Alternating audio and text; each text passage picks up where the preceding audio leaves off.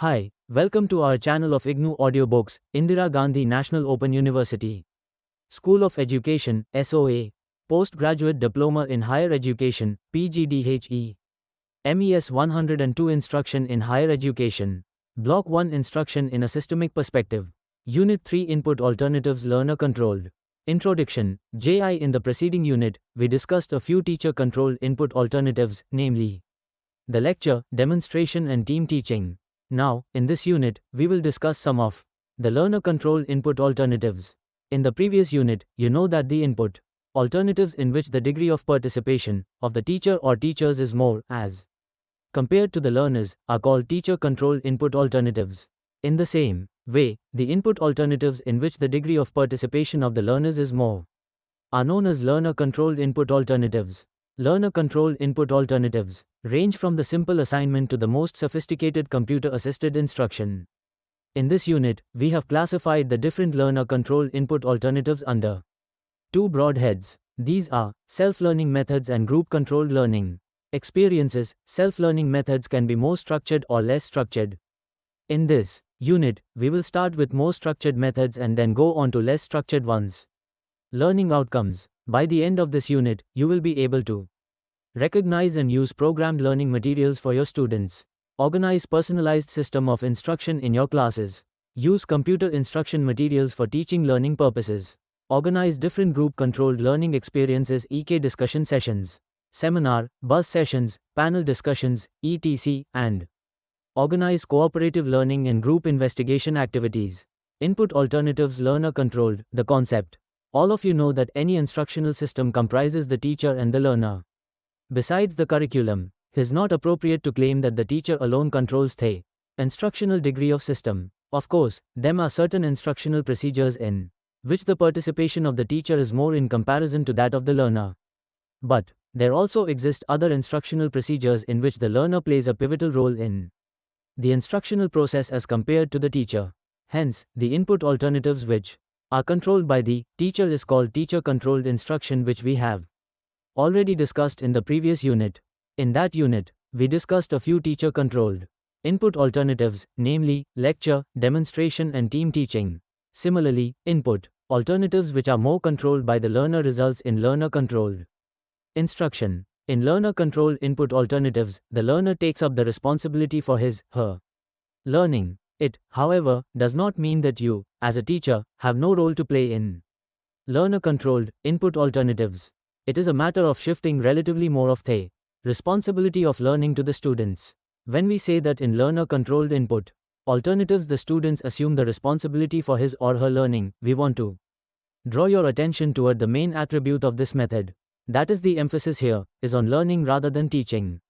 Your role becomes more of a manager, a facilitator or a guide. Your help is essential throughout the instructional process.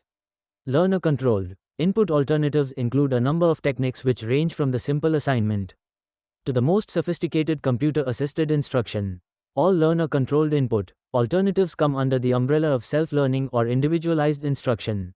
In the next section, we discuss the concept and different forms of self-learning.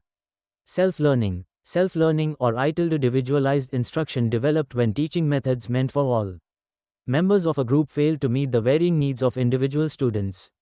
An underlying assumption in this method of instruction is that human beings learn many things through their own efforts. Every individual has a natural desire to learn on his/her own. Another assumption is that every individual is unique. He or she learns according to his or her abilities. Hence, any teaching system based on presentation of information to a group cannot take into account the wide variation in the rates at which individual students learn.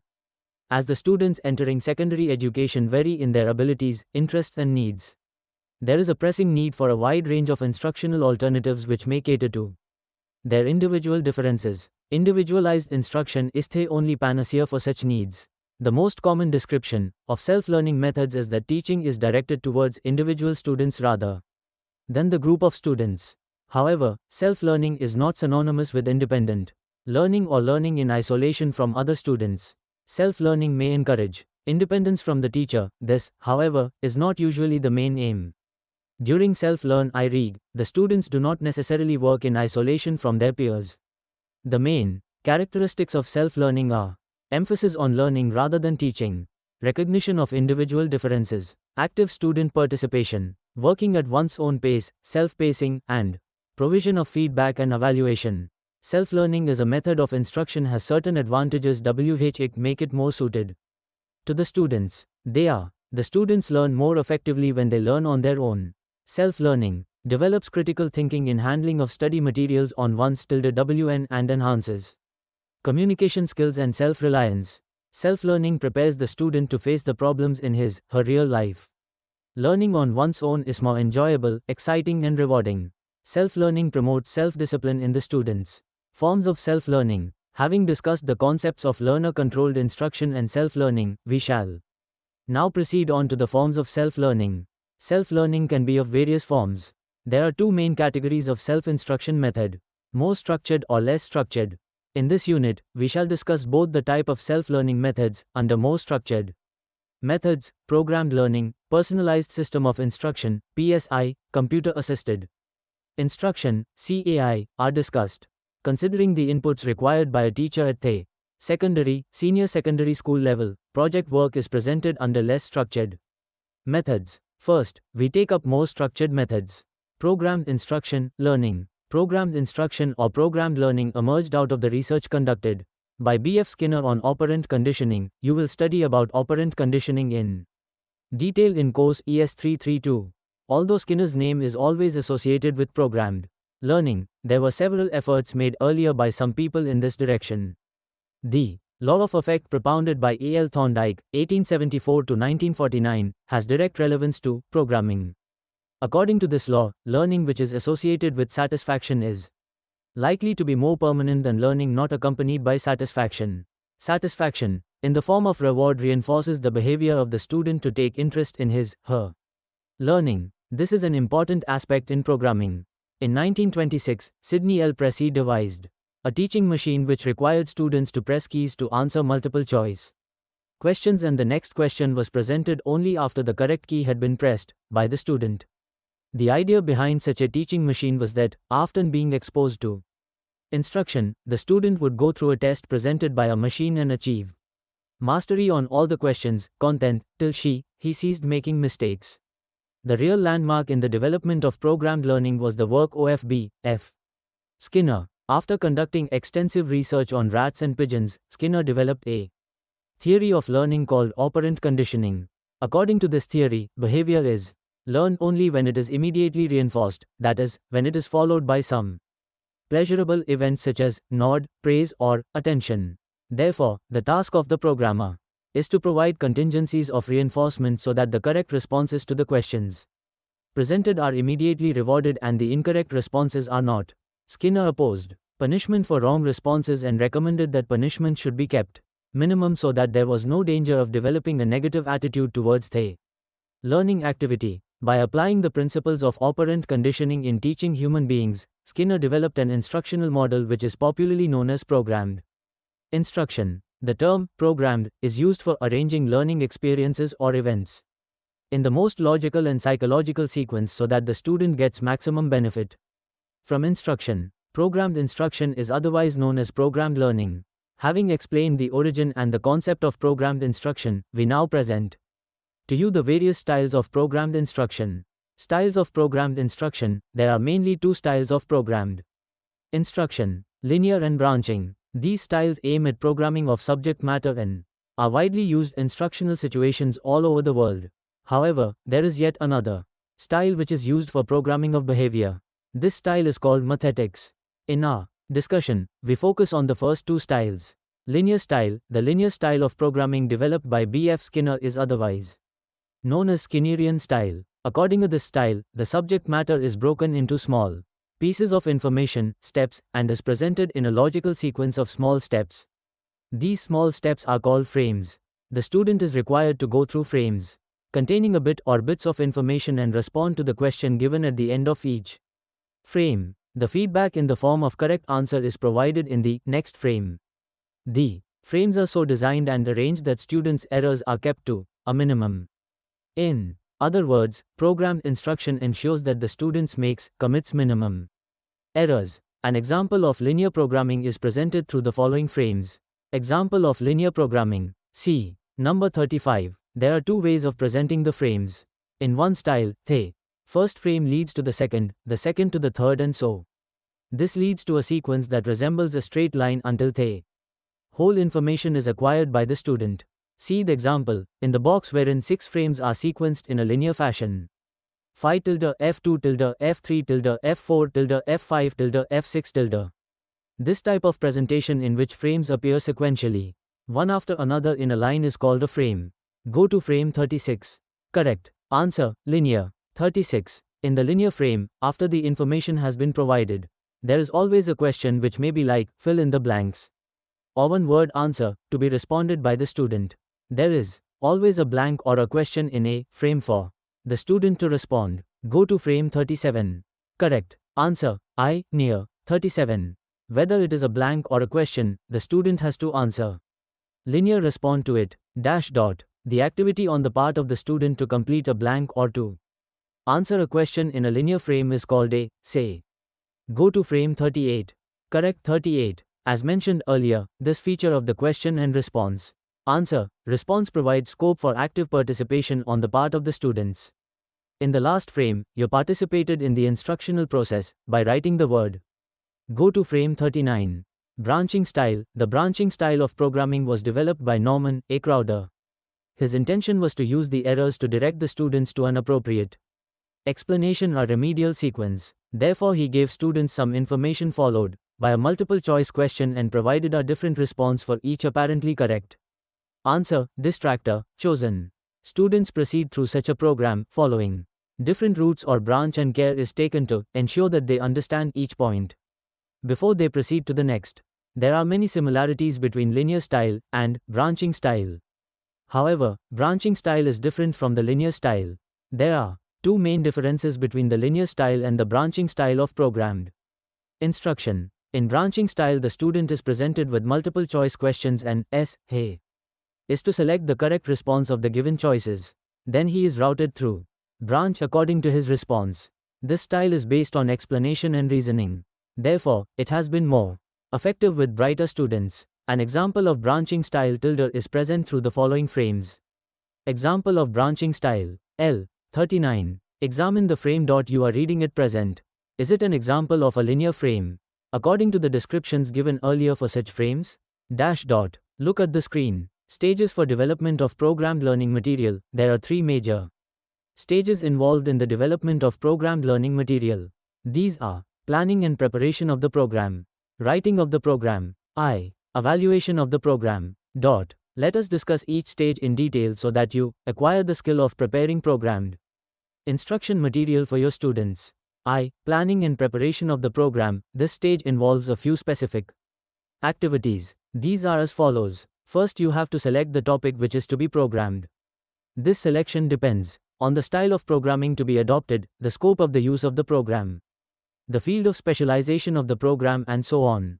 Second, you have to find out the characteristics of the target population, namely their age, gender, interests, intellectual level, experiences, cultural background, etc. Third, you have to undertake task analysis of the topic selected for programming. Fourth, you have to specify the instructional objectives in observable and measurable terms. Fifth, you have to write criterion questions for all the objectives which form part of the pre and post tests to be administered when the program is gone through by the student. It provides a basis for evaluating the effectiveness of the program.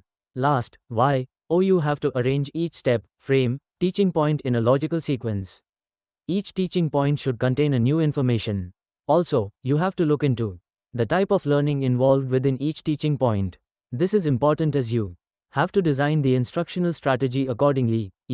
Writing the program. The next important task in program development is writing the program. Generally, the teachers prefer either linear or branching style, but sometimes one does find a combination of both the styles in a program. So the first decision you have to take is whether you want to follow linear style or branching style, or a combination of the both.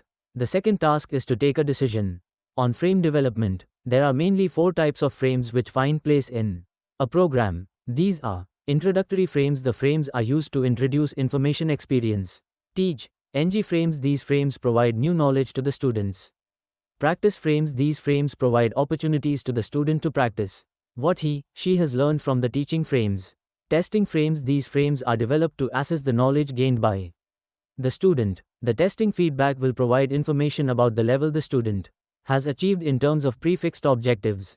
J. While developing frames, you should pay attention to the following principles. Prompts or cues, wherever necessary, should be used to help the learners in selection of right answers. The prompts will help the student to commit minimum errors. Superfluous or irrelevant material in the program must be avoided in order to achieve the objectives of the program.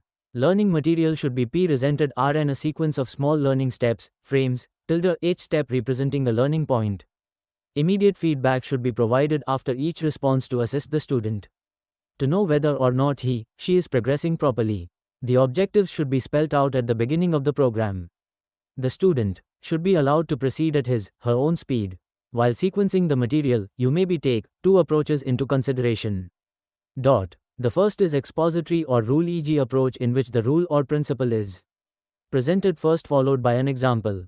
The second is discovery or egg rule approach, in which an example is given first and it is followed by the rule or principle illustrated by the example.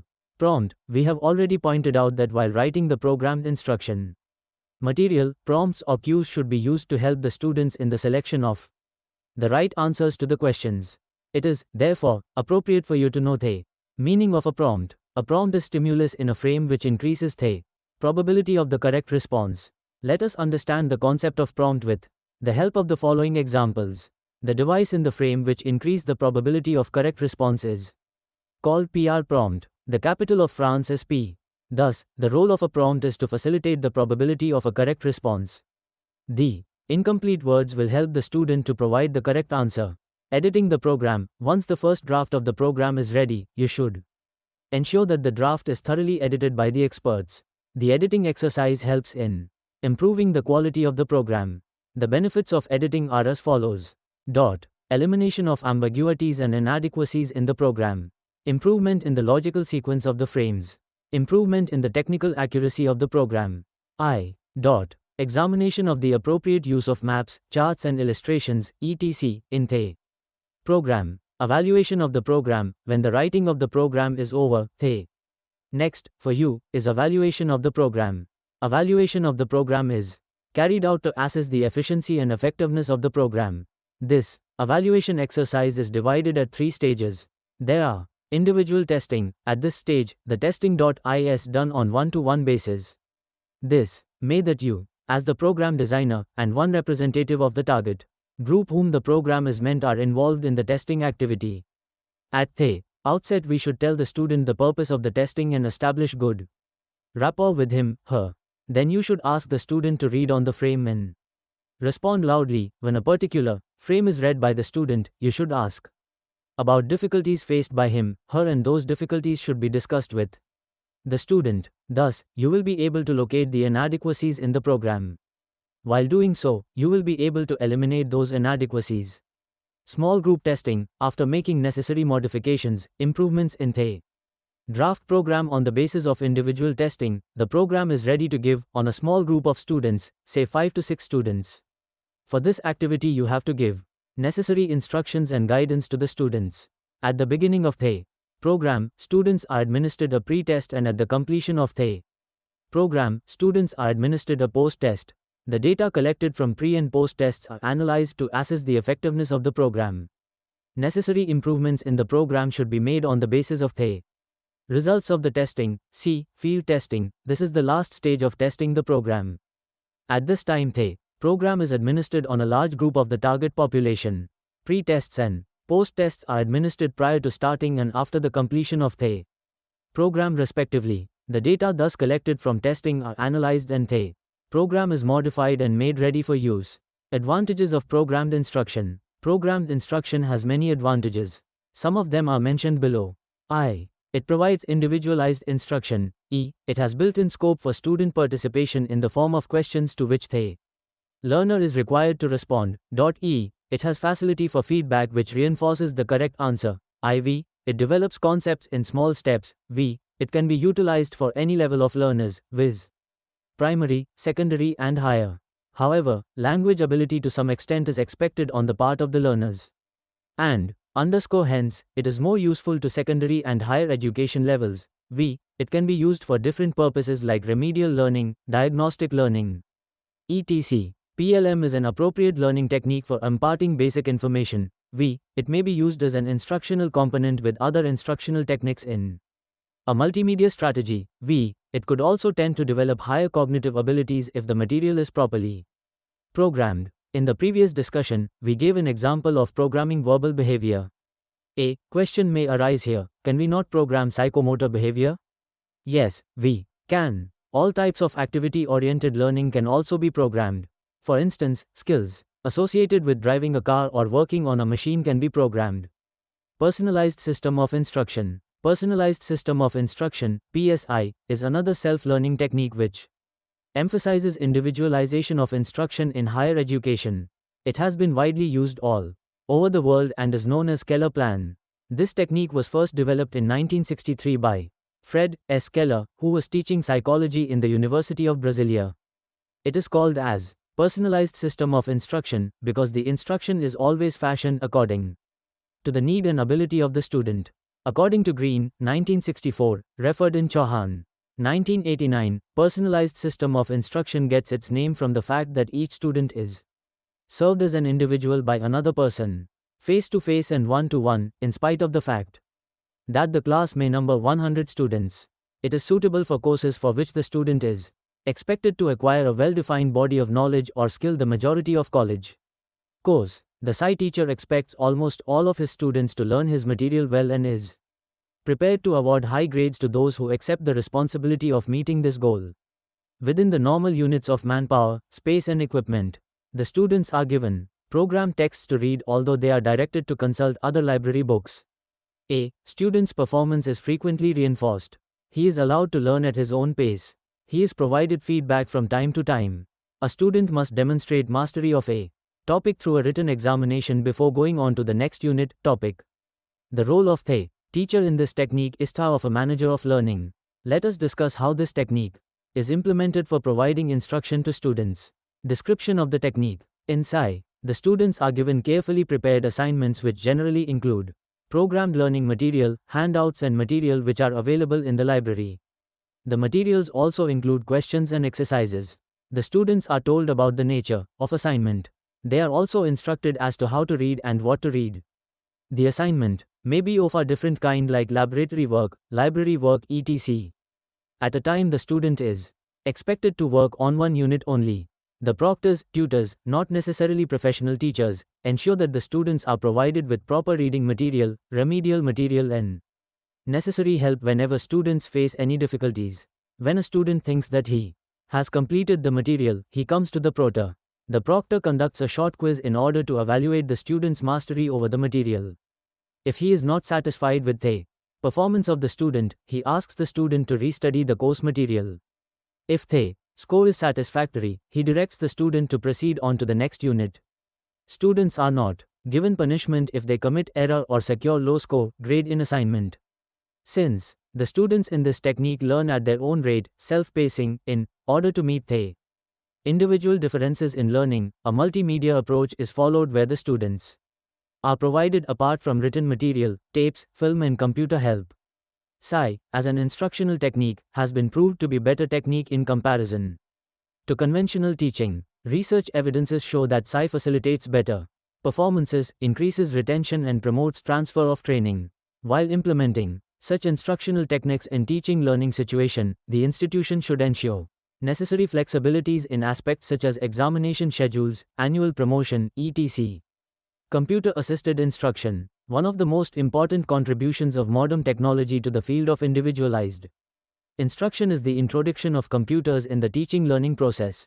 Although its use has not yet been extended on a mass scale to our educational institutions, the future years may see the teaching learning activities increasingly computerized. As teachers, A must know the role of computers in the teaching learning process. Computer-assisted instruction, CAI, is, in a sense, an extension of programmed learning material and the personalized system of instruction. You will learn the details about computer-assisted instruction in Block 2, Unit 9. Project work. Project work as a self-learning method is less structured as compared to PLM, *ND. CA. In colleges, you may be giving assignments to your students on the topics you have taught. This may be asking the students to read a passage or giving them some home tasks. When these assignments are done in a systematic and organized manner, they take the shape of project works. It is these project works through which the students get experiential learning. This provides the learners opportunity to learn at their own pace and time, while they do certain activities more or less independently of the teacher. The dictionary meaning of the word project is a scheme or a design. Several authors have defined the concept of project, but one of the most comprehensive definitions, Good, 1973, referred in Vedanayagam, 1928, is a project is a significant practical unit of activity having educational value and aimed at one or more definite goals of understanding, involves investigation and solution of problems and frequently the use and manipulation of physical materials, planned and carried to completion by pupils and teachers in a natural real-life manner. Let us now try to analyze the above definition and specifically formulate the different characteristics of a project work. It provides real-life experiences to the students. It helps them to plan, to observe and to conceptualize. It entails the involvement of both the teacher and the students. It tends to develop self-learning habits in the learners. The learners are able to tackle certain kinds of problems systematically. Aims of project work. The aims of project work can broadly be classified into the following categories. 1. Knowledge. 2. Skills. 3. Personality attributes. 1. Knowledge. Working on a project enables the learner to develop knowledge of his topic and the various techniques used in his area of study. He knows about the methodology used in the discipline. He understands the difficulties in solving problems. These may be difficulties related to time, material, labor, cost, etc. 2. Skills. The project work develops the following skills in TJLE learners. They are skills for independent work. Students develop independent thinking and working habits while working on a project. This method inculcates initiative and resourcefulness.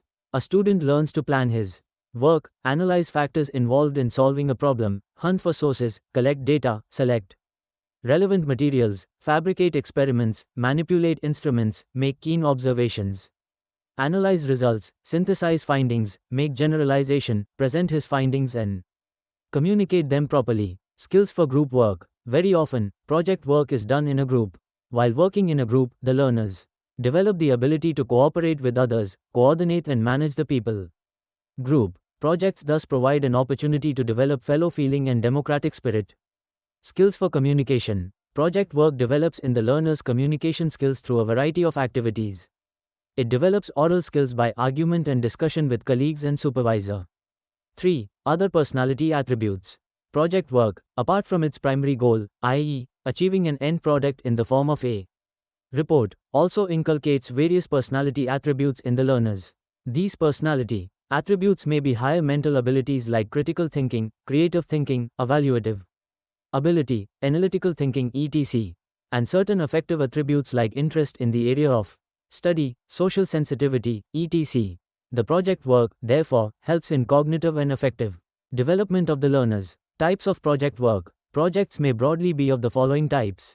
I. Laboratory W.Awk. E. Field work. IL. Library work. Library work. Very often, the students are asked to undertake projects which relate to library work. Library work is an individual activity which the students are expected to do in the library. This method has the potential to promote individualized learning experiences. Library work is also known as library assignment. In colleges, teachers follow different ways of inducting the students to do library work. 2 ways of organizing this activity are discussed here. I. After the introduction of the topic by a teacher, the teacher after providing the necessary information to the students in the class tells them about relevant books which concern the particular topic he has taught along with the relevant page numbers. They are also asked to go through the catalogs, references, journals, etc. to enrich their knowledge about the topic taught. They are also expected to develop a report on the library work they have done. Before a teacher's lecture, discussion on the topic. A different way of conducting the library work is to first ask the students to read different books and journals on the topic to be taught. They are asked to come with small reports on the basis of which the teacher holds discussion with them. Whichever way a teacher may organize the library work, he should specifically tell them of author's name, publisher's name, the year of publication, etc. Moreover, the students should be told how to use the catalog and other library equipment. Library work develops the self-study habit among the students.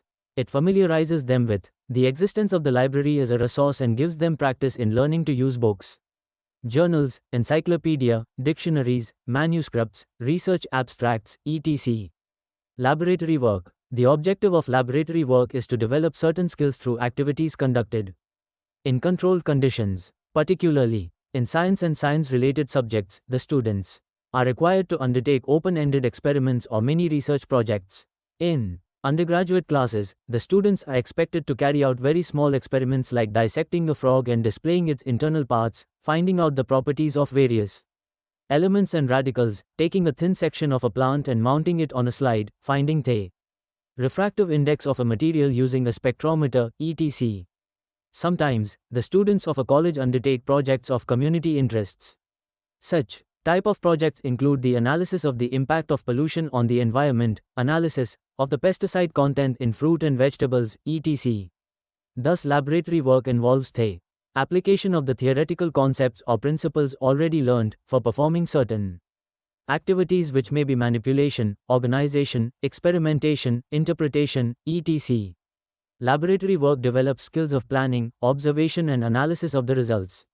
The students get real-life experiences, with of course certain controls, and get the opportunity to discover many things themselves whether or not these things have already been discovered by others. Since the students working on projects have limited subject matter background, their work may not always contribute to discovering new and original ideas.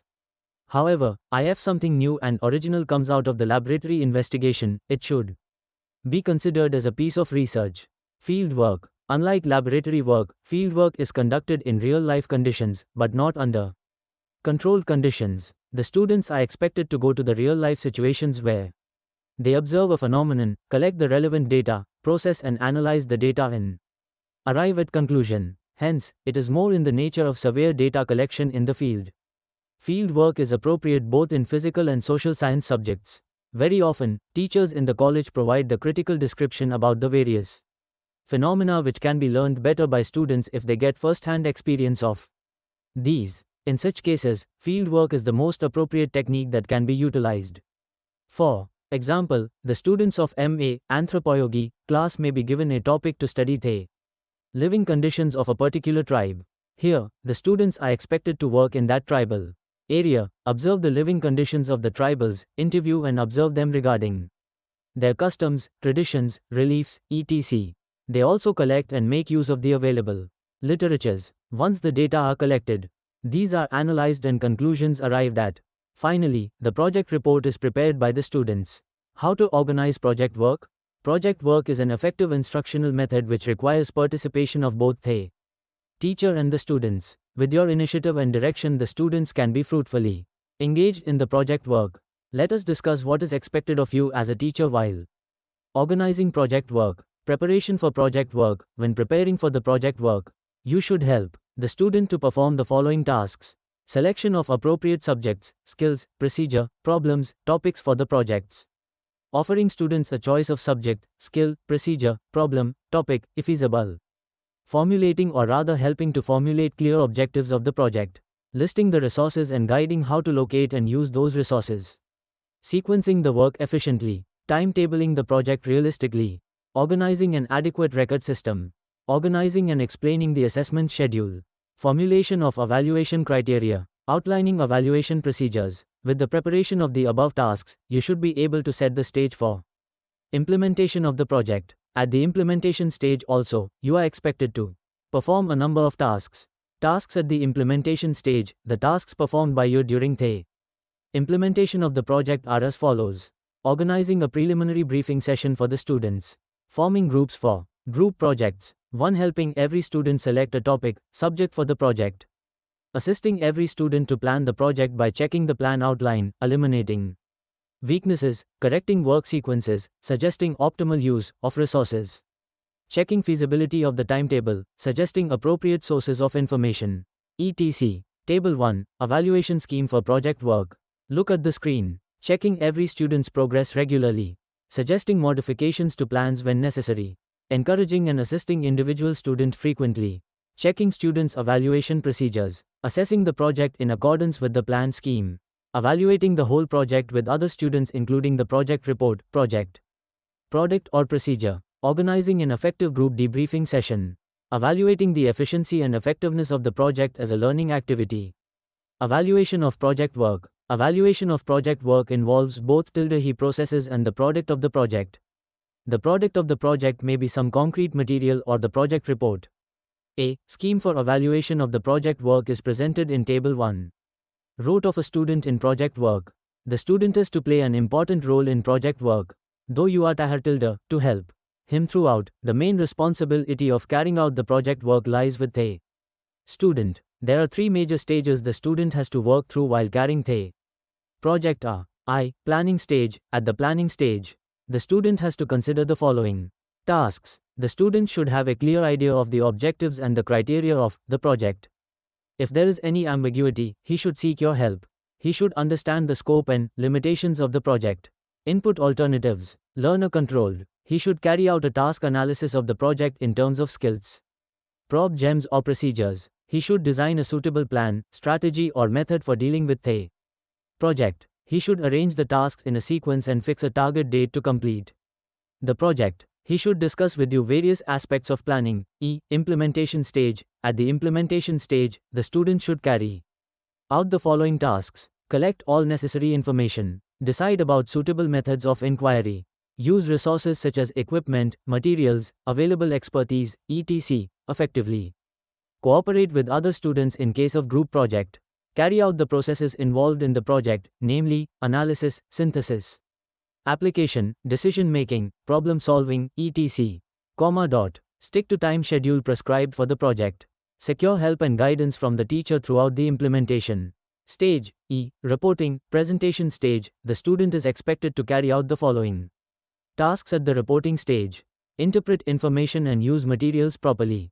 Draw appropriate conclusions. Compile an effective project report. Present the report, product, procedure, decision or solution effectively. Group-controlled learning experiences. So far, we have discussed learner-controlled input alternatives in the form of self-learning or individualized learning. Now, we shall shift our focus from self-learning to group-controlled techniques under group-controlled learning experiences. Instructional techniques involving group-controlled learning experiences provide room for the learner's self-development and active participation in the teaching learning process. Group-controlled learning experiences are increasingly used in institutions of higher education to facilitate the development of higher cognitive abilities and effective attributes. Before proceeding to learn about group-controlled learning experiences, we should know the meaning of a group. A group in a college classroom comprises members having common academic goals, similar academic background and more or less similar age or within a very narrow age range. Other from these, there could be a considerable variation in the socio-cultural background, psychological characteristics like aptitudes, attitudes and interest, and norms and values developed through years. You will know more about group and group dynamics in Course 3 of PGDHE. Individualized learning versus group-controlled learning experiences. Now that we know the meaning of a group and its characteristics, we should understand the necessity of group-controlled learning experiences. In this context, we can discuss individualized learning vs. group-controlled learning experiences. As teachers, you know that the sole aim of all instructional activities is to provide learning and to bring about the development of an individual in terms of the preservation of his identity and the attainment of meaningful ways of interaction with his environment. In group-controlled learning experiences, the learner is not only influenced by the stimuli, a part of the environment around him, but he can also in turn influence them as he too has a role in generating the stimuli. Individualized learning is better suited to acquiring knowledge, development of understanding and development of skills.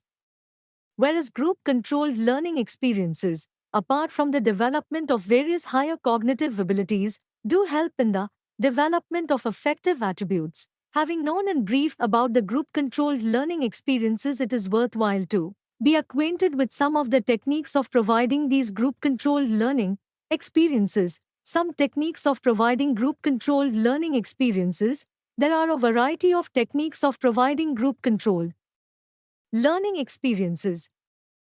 Illustrations are given below so that you can adapt it to suit your context. Each of these techniques has its own conditions, organization, and instructional potential. Discussion session.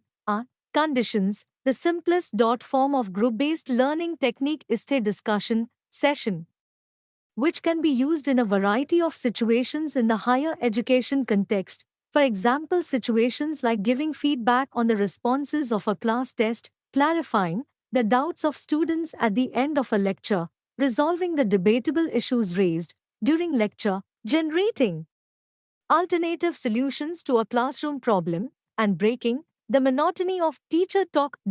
2. 9. Organization. For effective utilization of this method, the teacher should give sufficient background information to students or ensure that the students already possess the same. This is a primary requisite for a discussion to take off. A. Discussion cannot operate in a vacuum of information. The ability of the teacher to initiate a discussion often decides the ability to postpone. He may give his judgment, iota, on the issue being discussed and the responses of individual students. The teacher judgment, through even a non-verbal cue, can affect the nature and pattern of responses. 3. Instructional potentials. It can develop higher cognitive abilities effectively apart from reinforcing knowledge. The uniqueness of this alternative lies in its simplicity, but its effectiveness is related to abilities of the moderator or leader. 11. Bus session. Conditions. Based on the previous knowledge of the students, you may pose a set of complicated problems or complex tasks to the students which need the application of previous knowledge. 2. Organization. In bus sessions, you allot a fixed amount of time for the students to discuss a problem or a task in small group, in pairs, threes, etc. Clear instructions may be given so that discussions are productive. The efficiency of such a session would be enhanced by the teacher moving around and getting a feel of the discussions without interrupting. Giving too much of time or too less of time would be counterproductive. Once the small groups finalize the solutions to the problem, the representative of the group reports back to the teacher. The teacher has to compile all the reports and provide his judgment to the students. You can organize this even in a regular class of large strength, or you can form groups among the students and ask the groups to take their leisure time to discuss their problem and report back to you. This is called bus session because groups bus like bees while discussing the problem. 2. Instructional potential. The uniqueness of this input alternative is that it is useful in deriving creative and innovative solutions to tasks and problems without much sophistication in the procedure adopted or the hardware used. 3. Tutorial session. Conditions. In situations where students need guidance from the teacher regarding a learning task, such as project work, utilization of self-learning material, etc., tutorial sessions may be useful. 2. Organization. These sessions may be organized even informally as and when the necessity arises, in addition to the ones formally organized through a schedule. In tutorials, the teacher acts as a guidance worker instead of a lecturer. He solves the problems of either the individual student or the group. The students get an opportunity to discuss their learning problems and to clarify their doubts. There are plenty of other situations where tutorial sessions find use. Example, in giving guidance to a few underachievers or slow learners or problem students, to give special assistance to a small group who are enthusiastic, carrying out co-curricular activities like fabricating model, visiting a place of special interest, staging a drama for the annual festival, plan an expedition, etc. High instructional potential. The uniqueness of this alternative lies in its usability for a variety of purposes. This input is most suitable in helping the learner solve educational and personal problems. Unlike other alternatives discussed in this unit, this is a highly flexible alternative in terms of its organization and implementation. The effectivity of using this alternative depends, to a great extent, on the interpersonal relationships of the group members with you and your ability to cope with the dynamism of the relationships.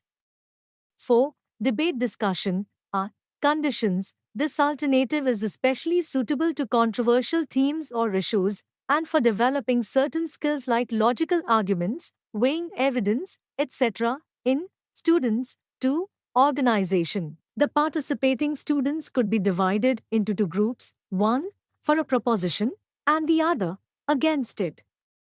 The remaining students can form the audience, and towards the end the audience can involve themselves in a short discussion. High instructional potential. The uniqueness of this alternative lies in its ability to involve the students to a very high degree in terms of gathering information, processing it and presenting to the audience, proposing, arguing and counter-arguing, especially by noting the points raised by the previous speakers. Seminar. Condition. When a topic requires in-depth study by means of library work or experiments or such other data collection studies, a seminar is organized by assigning students the different facts of the topic and asking them to present their paper before an interested group, followed by a discussion. 2. Organization. Presenting a theme paper at the request of a chairperson and then leading a discussion moderated by the chairperson constitute a seminar. More of its organization you will learn in Unit 8 of Block 2. 3. Instructional potential. The uniqueness of this alternative lies in its use in the higher education courses like professional courses and postgraduate courses, as it demands a high degree of information processing abilities on the part of the presenter and the other participants, leading to development of higher cognitive abilities. The above statements should not be taken to mean that this alternative is not of use in an undergraduate class. Students could be divided into groups and each group could be asked to prepare a paper on a given theme. This could be presented by the group leader to the whole class so that all benefit. Recent developments in the subject areas under study could be presented as seminars by selected students of a graduate class following a discussion. 6. Symposium. Condition. This alternative is suitable for teaching topics or themes H.I.1G various dimensions. 2. Organization. Selected students and different staff members can form teams for the presentations. Each team would present the different dimensions of the same theme, one by one, in a pre-planned sequence. It would then be thrown open to the floor or house for discussion. A chairman initiates and regulates the proceedings. 3. Instructional potential. As mentioned earlier, the uniqueness of this alternative lies in its suitability for teaching multidimensional themes or topics, and thus it provides a wider perspective to the learners. 7. Panel discussion.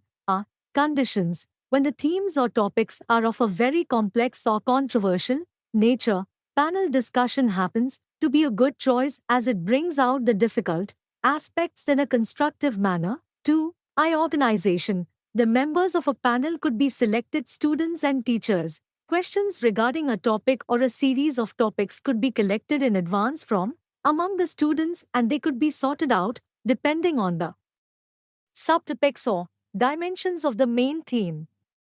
The questions are given to the panel members in advance, depending on their expertise on the subthemes or subtopics, so that they come prepared with answers, evidences, etc. A moderator initiates the discussion by explaining the purpose and scope and raises the questions in a predetermined order to the various members of the panel. Then the members of the panel present their views one after the other. Later on, each member may also react to the other's views. The different viewpoints and interactions are synthesized by the moderator. If time permits, further questions are invited on the spot by the moderator, and These are addressed to the panel members. The moderator summarizes the key points and highlights the learning points that have emerged out of the deliberations. High instructional potential. The uniqueness of this alternative lies in its ability to resolve issues and seek clarifications of controversial and multidimensional topics and themes. This process tends to develop abilities such as critical thinking not only in the panel members but also in the larger group. VUI, brainstorming, are conditions. This alternative is useful in developing the creative abilities of the students. Problems which demand creative or innovative solutions can be presented by the teacher to the students through brainstorming. 2. Organization. In a classroom, the teacher can select a problem-oriented topic and ask the students to express themselves freely on various aspects of the topic. The teacher assures the students that their expressions will not be criticized or commented upon in a negative way. The views opinions of the participants would not be weighed as relevant or irrelevant, but the students are encouraged to come out with their own ideas and opinions, feeling, expression and comments. The teacher takes note of all these expressions. After the session, or preferably on another day, the teacher may evaluate, elaborate and integrate the ideas expressed in order to encourage further thinking amongst the students along newer dimensions. 3. Instructional potential. The uniqueness, as hinted earlier, lies in its potential to foster creative thinking. This technique is particularly useful for problem-oriented themes. 9. Simulation through role-playing. Condition. This alternative is of use in developing many skills in students like decision-making, communication, building interpersonal relationships and other composite skills. 2. Organization. Simulation is an alternative which has many facets, like instruction, through mechanical simulators, computer-controlled simulators, educational games, and role-playing. Here we would discuss about simulation through role-playing as an input alternative. Lifelike situations can be simulated inside a classroom by assigning different roles to different students and asking them to play these roles after giving them the background of an episode. Unlike a stage drama, there are no fixed dialogues, and so creative expressions of the students will be encouraged within the parameters of the role that they play. 3. Instructional potential. The uniqueness of this technique lies in its ability to develop skills using lifelike composite problems without the danger of damages caused by learning errors. In spite of the known potentialities of group-controlled learning experiences, the reality is that the utilization of such experiences for instruction has not been to the level expected in higher education. Reasons for this could be several. Main among them are the vast amount of subject matter that is to be dealt with, the belief on the part of teachers that every bit of content should be delivered through him and that he is responsible for it, availability of a very handy instructional technique like the lecture, the increasing number of learners in a classroom and the wide variations that exist among them. All these problems can be tackled suitably by making use of the lecture, library work and the group interactional sessions in the available number of hours of each unit. After 1 or 2 precise lectures to the entire group of students, they may be divided for the subsequent hours into more than one group and directed to library work and group interaction alternatively. To sum up, group-controlled learning experiences have a lot of potentialities for a leader of higher education. Cooperative learning method. Dedicated teachers are always looking for better ideas for meeting the many challenges they face in colleges. Especially as diversity increases in the student population. Cooperative learning methods provide teachers with effective ways to respond to diverse students by promoting academic achievement and cross-cultural understanding. How to make cooperative learning successful? Cooperative learning takes many forms and definitions, but many cooperative approaches involve small, heterogeneous teams, usually of 4 or 5 members, working together towards a group task in which each member is individually accountable for part of an outcome that cannot be completed unless the members work together. In other words, the group members are positive interdependent. A vivid example of interdependence can be found in the relationship between language minority and language majority students in two-way immersion programs. For example, the Hindi-speaking students work together with a student from other language background to become bilingual. A dull student learns with the help of the other classmates to enhance his/her learning. Positive interdependence is critical to the success of the cooperative group because the dynamic of interconnectedness helps students learn to give and take to realize that in the group, as well as in much of life, each of us can do something, but none of us can do everything. When cooperation is successful, synergy is released, and the whole becomes greater than the sum of its parts. For cooperative groups to be effective, members should engage in team-building activities and other tasks that deal explicitly with the development of social skills needed for effective teamwork. Members should also engage in group processing activities in which they discuss the interpersonal skills that influence their effectiveness in working together. The essence of the cooperative group is the development and maintenance of positive interdependence among team members.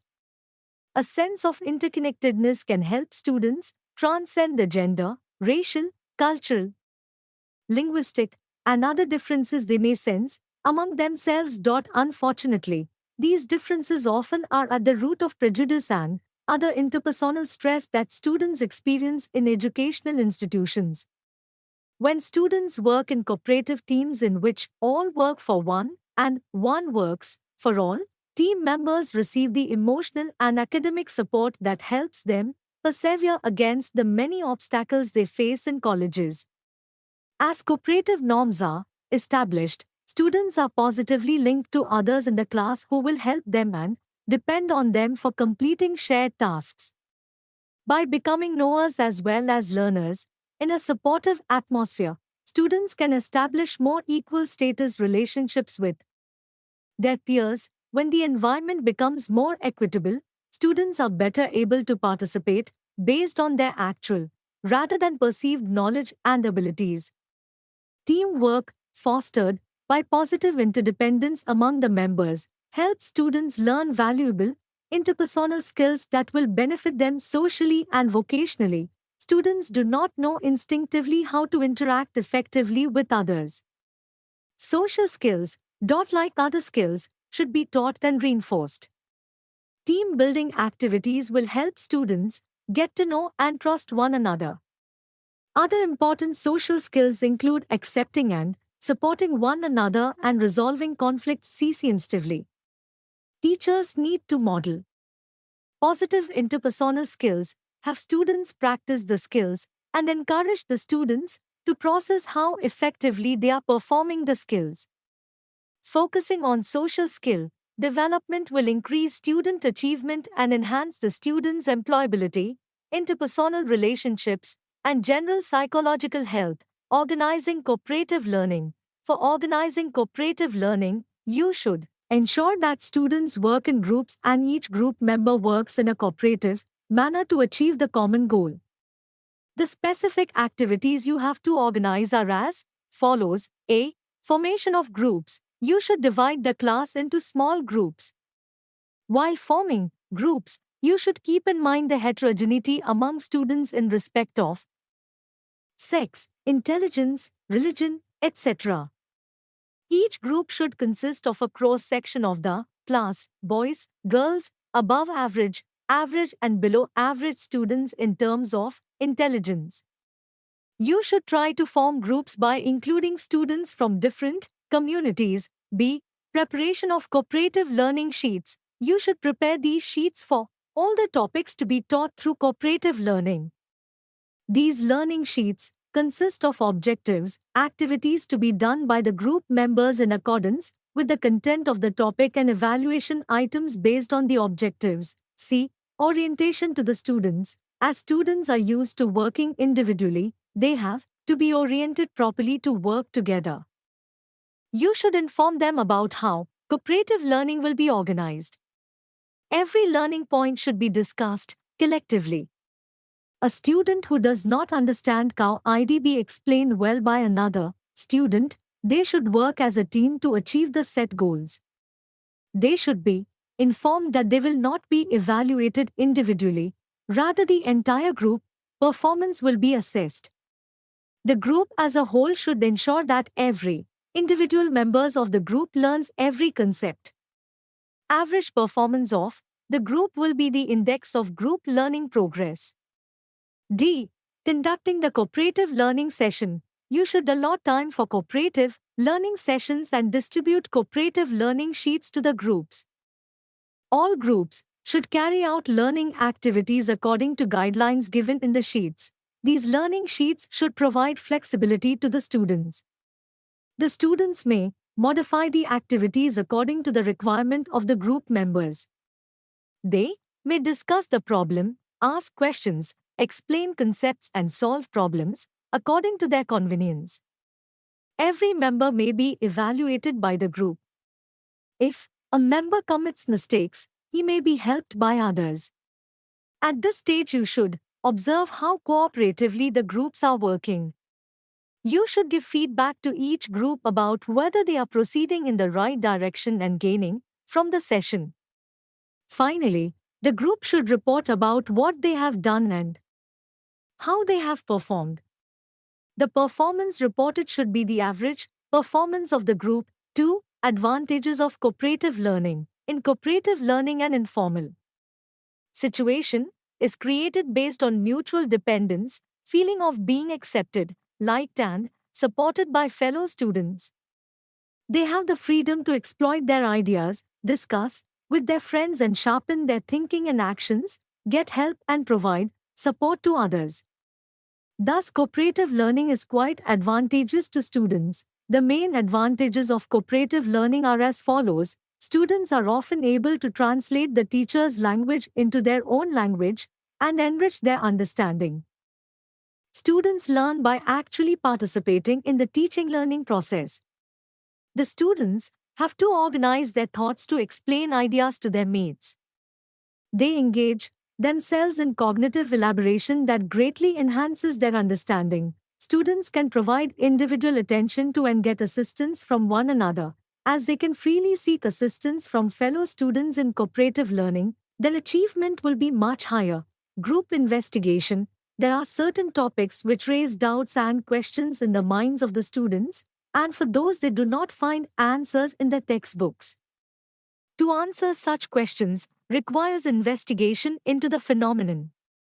Questions whose answers are not readily available require investigation. Some of the problems are such that no individual student can investigate these by himself. It is, therefore, desirable to carry out group investigation in such a situation. The process in which a group of students selects problems, questions and tries to find out their solutions collectively in a scientific manner is called group investigation. Organizing a group investigation. In order to take up group investigation as an instructional activity at the higher education stage and to make it successful, your guidance to students is very much essential.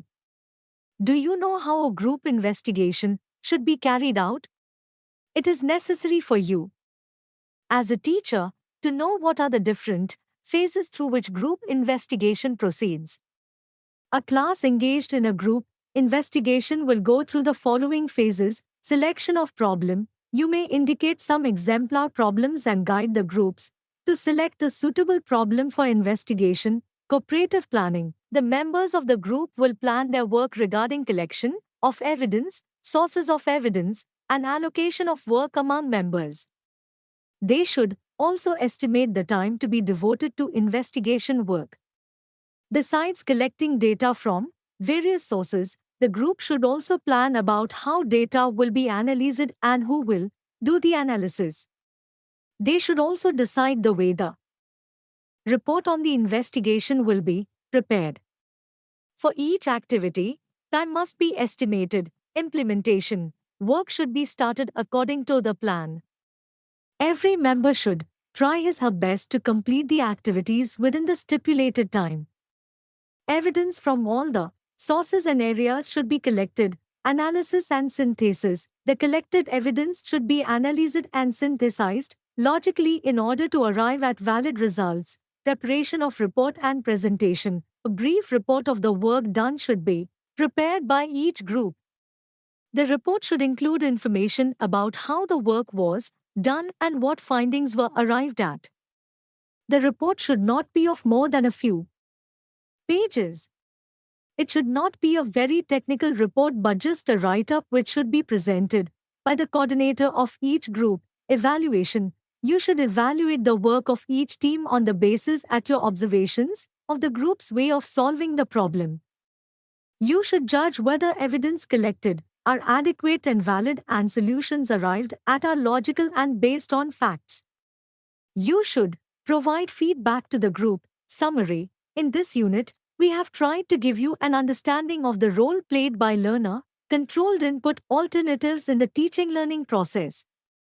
We started our discussion with self-learning methods, particularly programmed learning. While pointing out the genesis and meaning of PLM, we acquainted you on how programmed learning material is prepared, giving some text on the programmed learning through the programmed learning style itself.